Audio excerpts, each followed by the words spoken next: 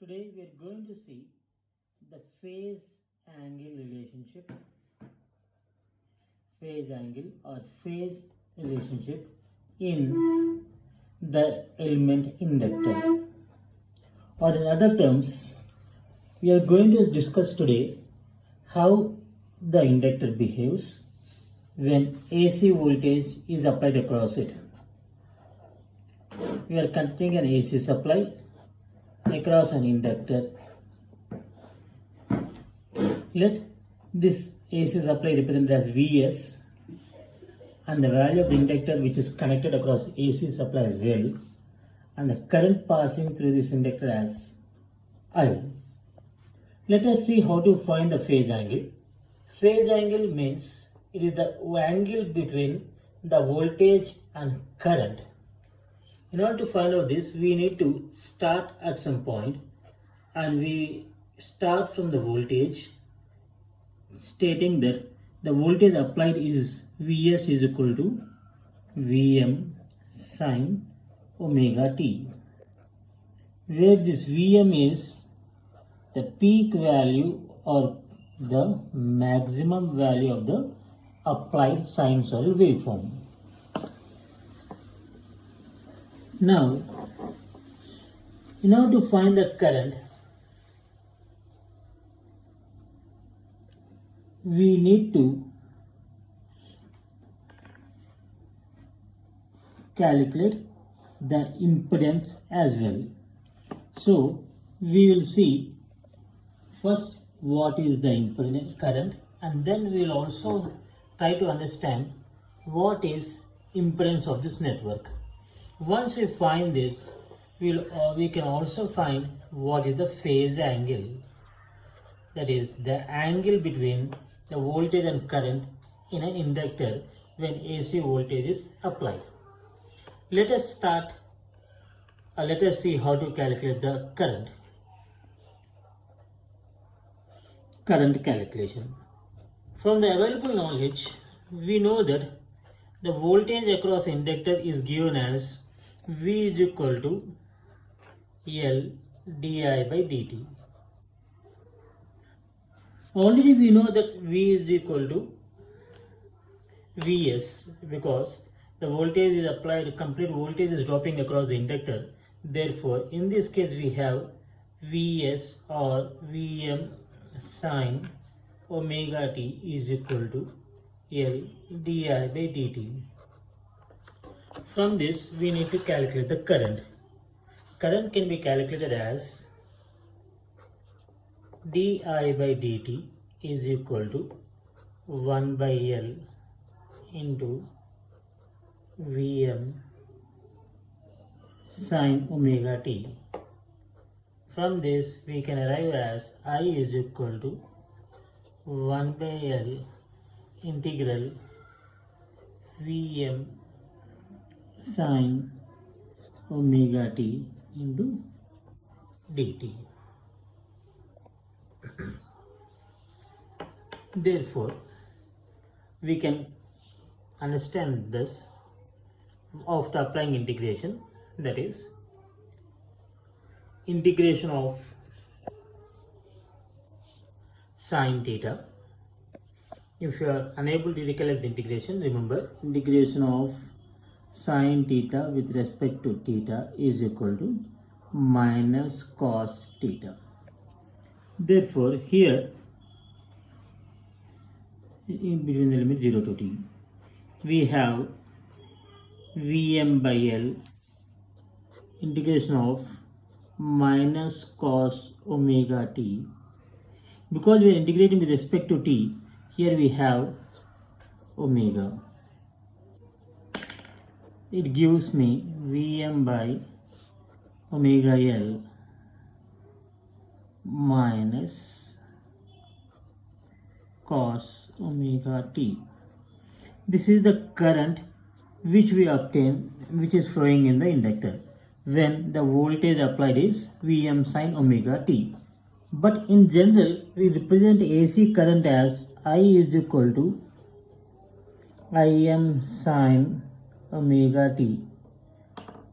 So, in order to compare this with the standard current equation, we need to convert this cos term into sine. That is, I is equal to Vm by omega L into sine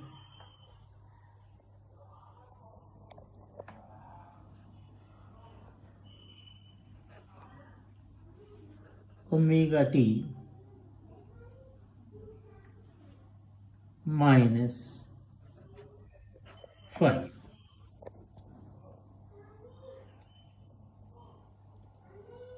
Sorry.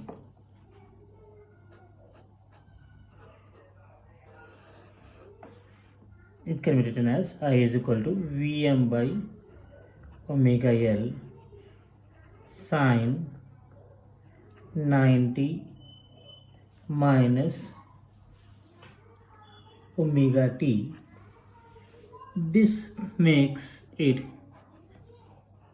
cos omega t. After multiplying with negative sign, we have I is equal to Vm by omega L sine omega t minus 90. This is the current. Now we can compare with the standard current equation. I is equal to Im sine omega t, and the current what we derived from this is I is equal to Vm by omega L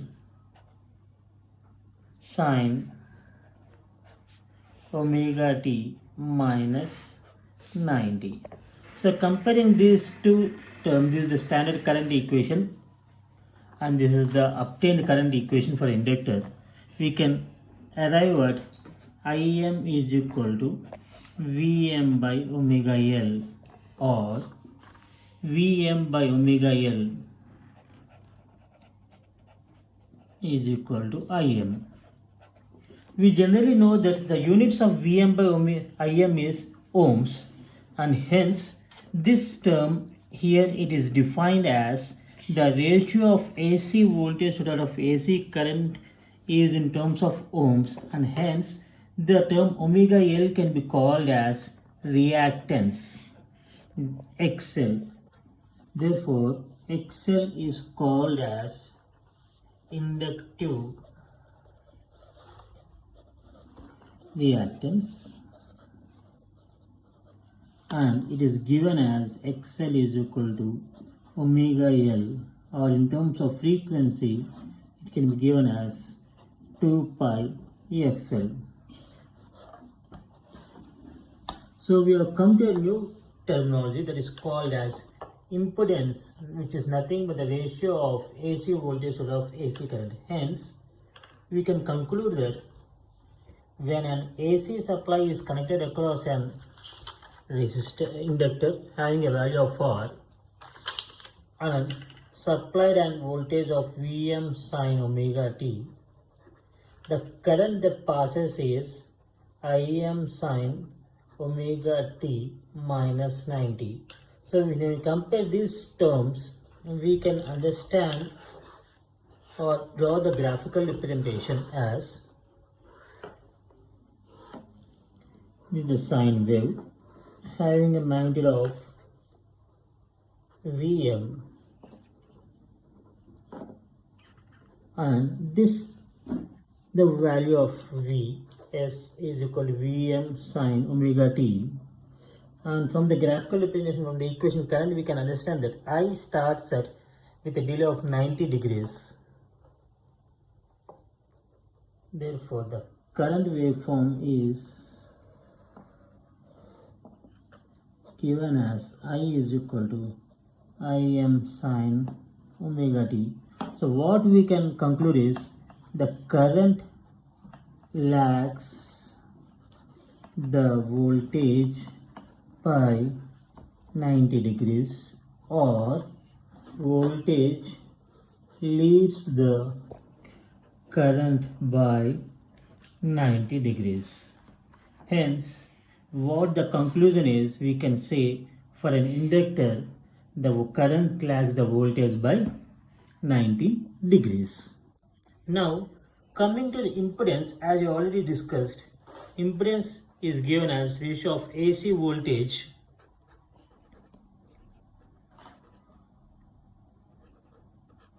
to that of AC current.